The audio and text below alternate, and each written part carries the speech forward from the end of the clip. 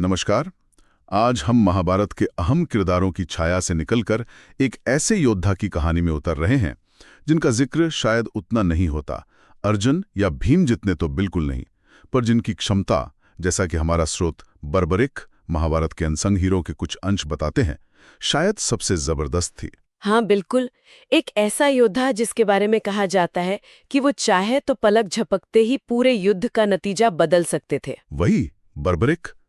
तो आज हम यही जानने की कोशिश करेंगे कि ये बर्बरिक आखिर थे कौन और इनके पास ऐसी क्या अद्भुत शक्तियां थी, और सबसे बड़ी बात, क्यों युद्ध शुरू होने से ऐन पहले उन्होंने एक बहुत बड़ा बलिदान दिया। जी, चलिए इस अनकही कहानी की परतों को खोलते हैं। तो शुरुआत करते हैं इनकी पहचान से। स्रोत के अनुसार ये थे भीम के पौत्र। हाँ, भीम के पोते और घटोत्कच के बेटे। और ये भी आता है कि बचपन से ही शिव भक्ति में बहुत लीन थे। अच्छा, शिव भक्त। हाँ जी, और शायद इसी भक्ति का फल था वो वरदान शिवजी ने प्रसन्न होकर उन्हें 3 बाण दिए थे। पर वो कोई ऐसे वैसे बाण नहीं थे, वो अजेय माने जाते थे। 3 अजेय बाण। स्रोत इनकी शक्ति के बारे में कुछ और बताता है, मतलब क्या खास था इनमें। हाँ, ये बड़ा दिलचस्प है।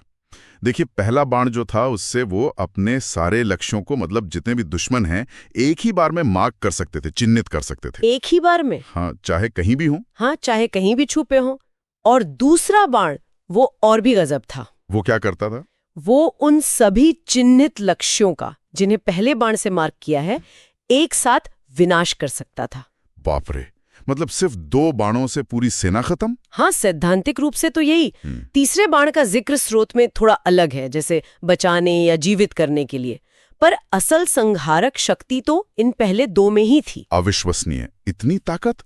तब तो युद्ध उनके लिए मतलब एक खेल जैसा होता। हाँ, लगता तो यही है, पर यही कहानी में श्री कृष्ण का प्रवेश होता है। अच्छा। युद्ध की तैयारियां चल रही थीं और जाहिर है बर्बरिक की शक्तियों की चर्चा भी हवा में थी। हाँ। तो स्रोत बताता है कि श्री कृष्ण खुद पहुंचे बर्बरिक के पास उनकी थाल लेने। और उन्होंने क्या पूछा? सीधा सवाल कि भाई अगर युद्ध हुआ तो तुम किसकी तरफ से लड़ोगे? हाँ, और बर्बरिक का जवाब, वो तो कहानी का रुख ही मोड़ देता है ना? बिल्कुल, उन्होंने कहा मैं हमेशा हारते हुए पक्ष का साथ दूंगा। हमेशा हारते हुए पक्ष का?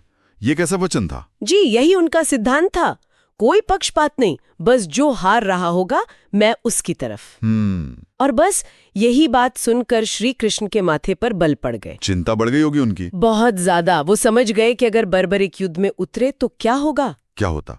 सोचिए, जैसे ही एक पक्ष कमजोर पड़ता, बर्बरिक अपनी शक्ति से उसे जिता देते। हाँ। पर तब दूसरा पक्ष हारने लगता। ओहो, तो फिर बर्बरिक पाला बदल लेते अपने वचन के अनुसार। बिल्कुल, फिर वो दूसरी तरफ हो जाते, उसे जिताने लगते। ये तो एक अंतहीन चक्र बन जाता। पांडव हारते, फिर कौरव हारते, फिर पांडव। हाँ, और अंत में बचता कौन? सिर्फ विनाश।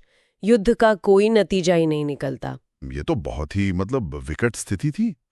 उनकी शक्ति और वचन ही एक तरह से समस्या बन गए। सही कहा। तो अब श्री कृष्ण को एक हल निकालना था। हाँ, क्या किया उन्होंने? उन्होंने समझा कि भाई इस बड़े युद्ध के हित में और शायद सृष्टि को बचाने के लिए भी एक कठोर कदम उठाना होगा। तो स्रोत कहता है उन्होंने एक लीला रची, ब्राह्मण का वेश धरा और पहुंच गए बर्बरीक के पास दान मांगने। दान? ब्राह्मण के वेश में क्या मांगा उन्होंने? उनका शीश। क्या? सिर? जी हाँ, उनका सिर दान में मांगा। अब ये सुन के तो कोई भी सन्न रह जाए। जाहिर है। बर्बरीक ने क्या कहा?